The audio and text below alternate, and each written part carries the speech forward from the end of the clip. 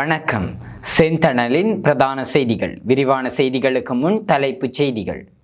மயிலட்டி மக்களின் பூர்வீக நிலங்களை உடனடியாக விடுவிக்க கோரி இன்று மக்கள் போராட்டம் முன்னெடுப்பு. யாழ் நவாலி சென்ட் பீட்டர்ஸ் தேவாலய படுகொலையின் 31ஆம் ஆண்டு நினைவு நாள் அனுஷ்டிப்பு.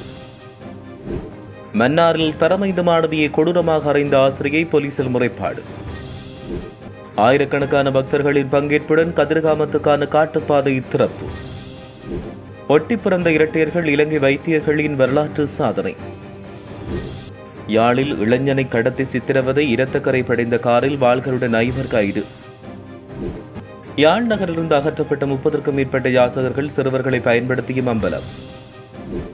நாடு முழுவதும் டெங்கு தீவிர உயிராபத்து ஏற்படலாம், பாடசாலைகள் பல்கலைக்கழகங்களை மூட கோரிக்கை. சலைவுக்கு ஆதரவான மனுக்கள் நீதிமன்றம் விடுத்துள்ள உத்தரவு. கல்லடி பாலத்தில் பரபரப்பு, கழுத்தை அறுத்து உயிர்மாய்க்கம் என்ற நபர் மீட்பு. நீர்கொழும்பு சிறை கலவரத்தின் பின் காணாமல் போன துப்பாக்கி மீட்பு. யாழில் தொடருந்தின் முன் பாய்ந்து குடும்பஸ்தர் உயிர்மாய்ப்பு. முச்சக்கர வண்டி வேன் நேருக்கு நேர் மோதி கோர விபத்து, குடும்பஸ்தர் பலி. உலக சந்தையில் எண்ணெய் விலை வீழ்ச்சி. தொடர்வன விரிவான செய்திகள். விமான நிலைய விரிவாக்கத்துக்காகவும் இராணுவ தேவைகளுக்காகவும் சுவீகரிக்கப்பட்டு எமது மக்களின் வாழ்வாதார காணிகளை உடனடியாக மக்களிடமே ஒப்படைக்க வேண்டும் என்று வலியுறுத்தி ஒவ்வொரு வெள்ளிக்கிழமைகளிலும் தொடர் போராட்டம் முன்னெடுக்கப்பட்டு வருகிறது. இந்நிலையில் இன்றைய தினம் காணிகளை விடுவிக்க கோரி போராட்டம் ஒன்று முன்னெடுக்கப்பட்டுள்ளது. 150க்கும் மேற்பட்டோரின் உயிர்களை காவு கொண்ட நவாலி தேவாலய தாக்குதலின் 31ஆம் ஆண்டு நினைவு நாள் நேற்று தமிழ் தேசிய மக்கள் முன்னணியால் அனுஷ்டிக்கப்பட்டுள்ளது. யாழ்ப்பாணம் நவாலி சென்ட் பீட்டர்ஸ் தேவாலயத்தில் அமைக்கப்பட்டுள்ள நினைவு தூபி அமைவிடத்தில் அஞ்சலி நிகழ்வு இடம்பெற்றது. இந்த அஞ்சலி நிகழ்வில் முன்னாள் பாராளுமன்ற உறுப்பினர் செல்வராசா கஜேந்திரன், தமிழ் தேசிய மக்கள் முன்னணியின் உறுப்பினர்கள், பொதுமக்கள் என பலரும் கலந்து கொண்டு அஞ்சலி செலுத்தியுள்ளதாக தெரிவிக்கப்பட்டுள்ளது. மன்னாரில் அமைந்துள்ள பிரபல பாடசாலை ஒன்றில் தரம் 5 கல்வி பயிலும் மாணவியொருவர் வகுப்பாசிரியரால் தாக்கப்பட்டதாக கூறப்படும் சம்பவம் பெரும் அதிர்ச்சியை ஏற்படுத்தியுள்ளது. குறித்த பாடசாலையில் புலமை பரிசு பரீட்சைக்கு தோற்றவுள்ள மாணவர்களுக்காக விசேட வகுப்பு ஒன்று நடைபெற்றுக் கொண்டிருந்தது.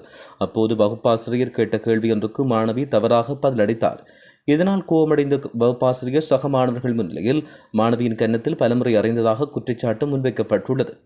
இந்த தாக்குதலால் மாணவியின் கன்னத்தில் காயம் ஏற்பட்டதாகவும் இரத்தக்கட்டிகள் ஏற்பட்டதாகவும் தெரிவித்து பெற்றோர் உடனடியாக அவரை மன்னார் பொது வைத்தியசாலைக்கு அழைத்துச் சென்றதாக தெரிவிக்கப்பட்டுள்ளமை குறிப்பிடத்தக்கது. இச்சம்பவம் தொடர்பில் மாணவியின் பெற்றோரும் உறவினர்களும் கடும் அதிருப்தி வெளியிட்டுள்ளதாக தெரிவிக்கப்பட்டுள்ளது. மாணவியை தாக்கியதாக கூறப்படும் ஆசிரியர் மீது உரிய சட்ட நடவடிக்கை எடுக்குமாறு கோரி சம்பவம் தொடர்பில் போலீசாரில் முறைப்பாடு பதிவு செய்யப்பட்டுள்ளது. வரலாற்று சிறப்புமிக்க கதிர்காம கந்தன் ஆலயத்தின் வருடாந்த ஆடிவேல் உற்சவத்தை முன்னிட்டு பாத யாத்திரை மேற்கொள்ளும் பக்தர்களினுடைய நலனை கருத்தில் கொண்டு உகந்தைமலை குமண தேசிய பூங்காவினூடாக காட்டுப்பாதை திறந்து வைக்கப்பட்டுள்ளது. இன்று காலை 5:30 மணியளவில் ஆரோகரா கோஷத்துடன் வைபவ ரீதியாக திறந்து வைக்கப்பட்ட இந்த பாதை வருகின்ற 24ஆம் தேதி மாலை 3 மணிக்கு மூடப்பட உள்ளது. அம்பாறை மாவட்ட மேலதிக அரசாங்க அதிபரின் தலைமையில் இடம்பெற்ற இந்த நிகழ்வை முன்னிட்டு வரலாற்று சிறப்புமிக்க உகந்தைமலை முருகன் ஆலயத்தில் விசேட பூஜை வழிபாடுகள் இடம்பெற்றன. அதனைத் தொடர்ந்து வழிபாடுகளில் கலந்து கொண்ட முக்கிய அதிதிகளால் உகந்தைமலை குமண தேசிய பூங்காவினூடாக காட்டுப்பாதை பக்தர்களின் பயன்பாட்டுக்காக உத்தியோகபூர்வமாக இது திறந்து வைக்கப்பட்டுள்ளது. ஒட்டிப்பிறந்த இரட்டையர்கள் 5 வருடங்களுக்கு பின்னர் வெற்றிகரமாக பிரித்தெடுக்கப்பட்ட வரலாற்று சிறப்புமிக்க அறுவை சிகிச்சை பேராதனையில் மேற்கொள்ளப்பட்டுள்ளது. பேராதனை போதனா வைத்தியசாலையில் ஸ்ரீமாவு பண்டாரநாயக்க விசேட குழந்தைகள் வைத்தியசாலை மற்றும் பேராதனை பல்கலைக்கழக மருத்துவப்படத்தைச் சேர்ந்த மருத்துவர்கள் குழு கடந்த ஜூன் 10ஆம் தேதி மிகவும் சிக்கலான இந்த அறுவை சிகிச்சையை மேற்கொண்டுள்ளனர். இந்த அறுவை சிகிச்சையின் போது ஒட்டி பிறந்த இரட்டையர்களான லினுலி தருல்யா மற்றும் லித்துலி மனுல்யாவை தனித்தனியாக பிரித்தெடுத்தனர். மாவனல்லம் அரண்நாயக்கவில் 2021ஆம் ஆண்டு பிறந்த இந்த இரட்டையர்கள் 5 ஆண்டுகளுக்கு மேல் நிபுணர்களின் நெருங்கிய கண்காணிப்பில் இருந்து வந்தனர். இந்த காலகட்டத்தில் மருத்துவ குழுக்கள் இறுதி பிரிப்பு அறுவை சிகிச்சையை மேற்கொள்வதற்கு முன்னர் விரிவான ஆய்வுகள், திட்டமிடல் மற்றும் பல்வேறு நடைமுறைகளை மேற்கொண்டுள்ளதாக தெரிவிக்கப்பட்டுள்ளது. திட்டமிட்ட வாழ்வெட்டு சம்பவத்தோடு தொடர்புடைய குற்றச்சாட்டில் அபாயகரமான கூறிய 2 வாள்களுடன் 5 யாழ் மாவட்ட குற்றத்தரப்பு பிரிவினரால் கைது செய்யப்பட்டுள்ளனர். அத்துடன் யாழ்ப்பாணத்தின் பிரபல வர்த்தக நிறுவனம் ஒன்று கூறியதாக சந்தேகப்படும் கார் ஒன்றும் குறித்த சந்தேக நபர்களுடன் கைப்பற்றப்பட்டதாக யாழ்ப்பாண குற்றத்தரப்பு பிரிவு போலீசார் தெரிவித்தனர். யாழ் இந்து கல்லூரி கண்மையில் கடந்த 5ஆம் தேதி ஒரு இளைஞனை 5 பேர் கொண்ட கும்பல் ஒன்று கடத்திச் சென்றது. கடத்தப்பட்ட இளைஞனை கைதடிக்கு கொண்டு சென்ற குறித்த கும்பல் அந்த இளைஞனின் உடைகளை களைந்து சித்திரவதை செய்த பின் காயங்களுக்குள்ளான நபரை யாழ் பொஸ்கோ பாடசாலை அருகில் விடுவித்தனர். இந்நிலையில் குறித்த கார் வேகமாக செலுத்திச் சென்றபோது வீதிக்கடமை இருந்த போலீஸ் இடைமறித்த போது நிறுத்தாமல் வேகமாக சென்றனர். சந்தேகமற்ற போலீசார் குறித்த காரை துரத்திச் சென்று இடைமறித்து சோதித்தனர். சோதனையின் போது காருக்குள் இருந்து 2 கூரிய வாள்கள் கைப்பற்றப்பட்டன. அத்துடன் காரின் கதவு மற்றும் ஆசனங்களில் இரத்தக்கரை அவதானிக்கப்பட்டுள்ளது. அத்துடன் ஒரு சேட்டும் இரத்தங்களுடன் மீட்கப்பட்டது. இதையடுத்து போலீசார் குறித்த அவரிடம் விசாரணை நடத்தியதில் 2.5 கிராம் ஐஸ் போதைப்பொருள் மீட்கப்பட்டதாக போலீசார் தெரிவித்தனர். குறித்த கடத்தலுடன் தொடர்புடைய இளைஞன் வைத்திய பரிசோதனைக்கு உட்படுத்தப்பட்டுள்ளதாக தெரிவிக்கப்படுகின்றமையும் குறிப்பிடத்தக்கது. யாழ்ப்பாண நகர பகுதியில் சுற்றுச்சூழலுக்கும் சுற்றுலா பயணிகளுக்கும் இடையூறாக இருந்த 30க்கும் மேற்பட்ட யாசகர்கள் இன்று யாழ்ப்பாண போலீசாரிடம் விசேட நடவடிக்கையின் மூலம் அப்புறப்படுத்தப்பட்டுள்ளதாக வடமாகாண சுற்றுலாத்துறை தலைவர் வைத்தியர் விவேகானந்த ராஜா தெரிவித்தார். யாழ்ப்பாண நகரின் சுத்தம், ஒழுங்கு மற்றும் சுற்றுலா நட்பு சூழலை மேம்படுத்தும் நோக்கத்தில் இந்த நடவடிக்கை முன்னெடுக்கப்பட்டுள்ளது. யாழ்ப்பாண கோட்டை சுற்றுவட்டம், மத்திய பேருந்து நிலையம், கஸ்தூரியார் வீதி, மின்சார நிலைய வீதி மற்றும் யாழ்ப்பாண போதனா வைத்தியசாலையின் சுற்றுப்பகுதிகளில் யாசகம் என்ற பெயரில் வியாபார நிலையங்கள், வெளிநாட்டு சுற்றுலா பயணிகள் மற்றும் பொதுமக்களுக்கு தொடர்ச்சியாக அசௌகரியங்கள் ஏற்படுத்தப்படுவதாக பல்வேறு தரப்பிடமிருந்தும் முறைப்பாடுகள் கிடைத்தன என்றும் அவர் தெரிவித்தார். இதையடுத்து யாழ்ப்பாண போலீஸ் நிலைய பொறுப்பதிகாரி பாலிது செனவிரத்தினவின் கவனத்திற்கு விடயம் கொண்டு செல்லப்பட்டதோடு யாழ்ப்பாண மாநகர சபையின் ஒத்துழைப்பு கோரப்பட்டுள்ளதாக அவர் தெரிவித்துள்ளார்.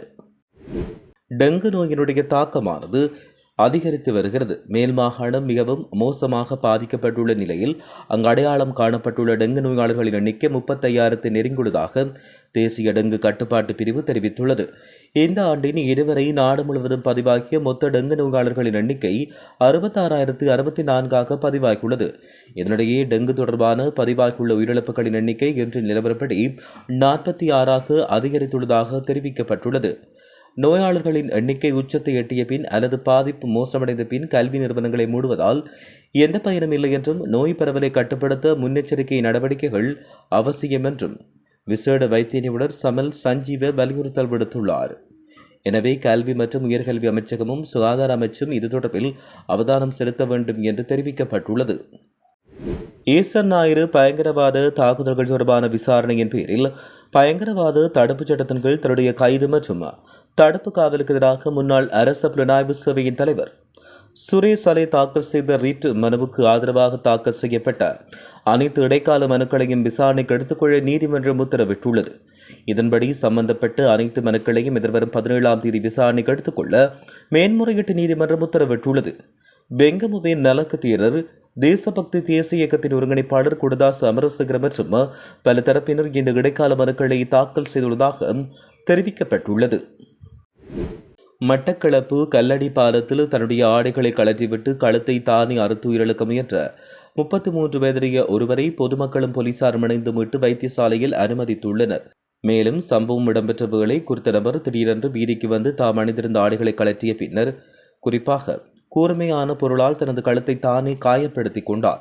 இதை அவதானித்த பொதுமக்கள் உடனடியாக போலீசாருக்கு தகவல் வழங்கியதோடு சம்பவ இடத்துக்கு விரைந்த போலீசாருடன் இணைந்து குறித்த நபரை பிடித்து கை மற்றும் கால்களை கட்டி பாதுகாப்பாக கட்டுப்பாட்டுக்குள் கொண்டு வந்தனர்.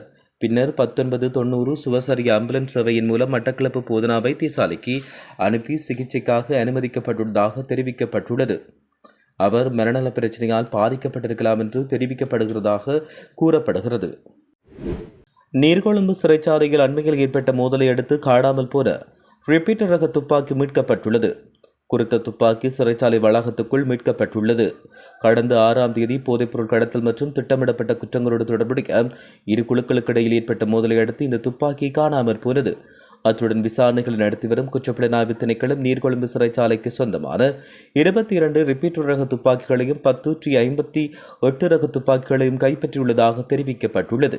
இதேவேளை கண்டி பழைய போகம்பரை சிறைச்சாலை வளாகத்துக்குள் கைதிகளை அடைப்பதற்கான நடவடிக்கைகள் வரும் நாட்களில் மேற்கொள்ளப்படும் என்று சிறைச்சாலைகள் திணைக்களம் தெரிவித்துள்ளது. புதிய சிறைச்சாலை ஒன்றை நிறுவுவதற்கான அதிவிசேட வர்த்தமானி அறிவித்தலும் வெளியிடப்பட்டுள்ளது. யாழ்ப்பாணத்தில் நோயின் வீரியம் தாங்க முடியாத இளம் குடும்பஸ்தர் ஒருவர் தவறான முடிவெடுத்து தொடருந்துக்கு முன்பாக பாய்ந்து உயிரிழந்தார். யாழ் மாவட்ட சேலத்துக்கு அருகில் உள்ள தொடர்ந்து கடவையில் நேற்று மாலை இந்த சம்பவம் இடம்பெற்றது. கொழும்புத்துறையைச் சேர்ந்த 42 வயதான தங்க வடிவேல் பிரபாகரன் என்ற 3 பிள்ளைகளின் தந்தையே இவ்வாறு உயிரிழந்தார். இது குறித்து தெரிய வருகையில் குறித்த நபர் புற்றுநோயால் பாதிக்கப்பட்டு நீண்ட காலம் சிகிச்சை பெற்று வந்தார். இந்நிலையில் நோயின் வீரியம் தாங்க முடியாமல் யாழ் மாவட்ட சேலத்துக்கு அருகிலுள்ள தொடர்ந்து கடவைக்கு சென்று அனுராதபுரத்திலிருந்து யாழ்ப்பாணம் நோக்கி வந்த யாழ்ராணி தொடர்ந்தின் முன் பாய்ந்து உயிரிழந்துள்ளதாக தெரிவிக்கப்பட்டுள்ளது. பொத்துவில் போலீஸ் பிரிவுக்குட்பட்ட பொத்துவில் அக்கரைப்பற்று பிரதான வீதியின் ஊரணி சந்திக்கரையில் இடம்பெற்ற கோர விபத்தில் படுகாயமுற்ற குடும்பஸ்தர் ஒருவர் சிகிச்சை பலனின்றி உயிரிழந்துள்ளார். இந்த விபத்து நேற்று காலை இடம்பெற்றது. இந்த விபத்தில் காரதீவு பகுதியைச் சேர்ந்த 55 வயதுடைய மார்க்கண்டு ஜெயநாதன் என்ற குடும்பஸ்தர் ஒருவரே உயிரிழந்துள்ளதாக தெரிவிக்கப்படுகின்றமை குறிப்பிடத்தக்கது. இனி சர்வதேச செய்திகள். சர்வதேச சந்தையில் எண்ணெய் வகைகளின் விலை இன்று சற்று வீழ்ச்சியை பதிவு செய்துள்ளது. அதற்கமைய பிரெஞ்சு ரக மசகு எண்ணெய் பீப்பாய் ஒன்றின் விலை 2% குறைந்து $76 விற்பனை செய்யப்படுகிறது. அதே நேரம் நேற்று $74 இருந்த WTI ரக மசகு எண்ணெய் பீப்பாய் ஒன்றின் விலை இன்று $72 விற்பனை செய்யப்படுகிறது. அத்துடன் சர்வதேச சந்தையில் இயற்கை எரிவாயுவின் விலை $3 பதிவாகியுள்ளது. இத்துடன் செய்திகள் நிறைவடைகின்றன. வணக்கம்.